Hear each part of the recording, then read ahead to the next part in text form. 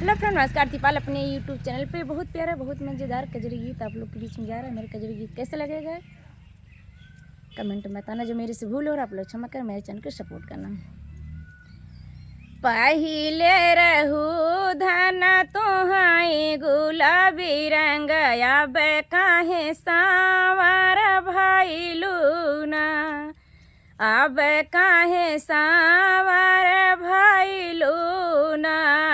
तब तो रहू ना गुलाबी रंग तू है, अब काहे सावर भइलू ना। तब तो रहे हम माई के दुलारिया, तब तो रहे हम माई के दुलारिया। अब ही सासू मारली मेहनमा, अब ही सासू मारली मेहनमा। यही गुनेश हमारा भाई लेना, यही गुनेश हमारा भाई लेना। तब तो रहू धन तुहाई गुलाबी रंग, अब काहे सा हमारा भाई लूना। तब तो रहू धन तुहाई गुलाबी रंग, अब काहे सावरा भाई लूना। तब तो रहे हम चाची के दुलारिया, तब तो रहे हम चाची के दुलारिया। अब तो जेठनी मारली मेहनवा, बे तो जेठनी मारली मेहनवा।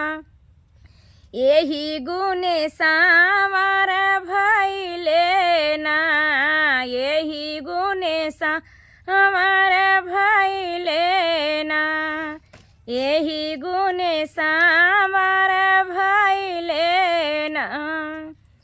तब तो रहू धन तुहाई गुलाबी रंग, तब तो रहू धन तुहाई गुलाबी रंग, अब काहे सावर भाई लूना, अब काहे सावर भाई लूना, अब काहे सावर भाई लूना।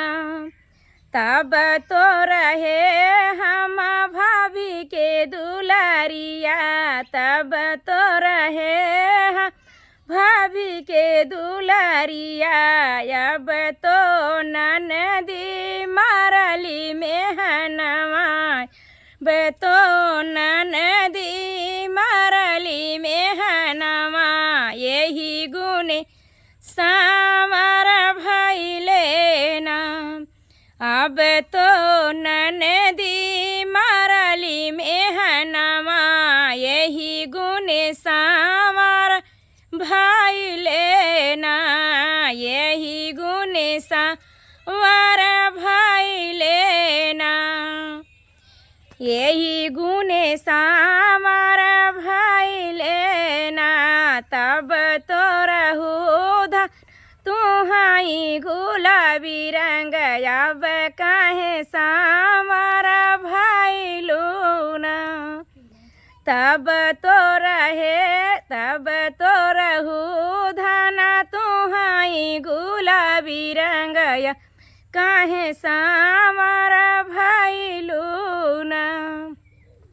जितना दर्शक लोग देख रहे हैं मैं सबसे प्रणाम कर रहा हूँ। मेरा गाना कैसा लगा कमेंट में बताना, मैं सबसे प्रणाम कर रहा हूँ।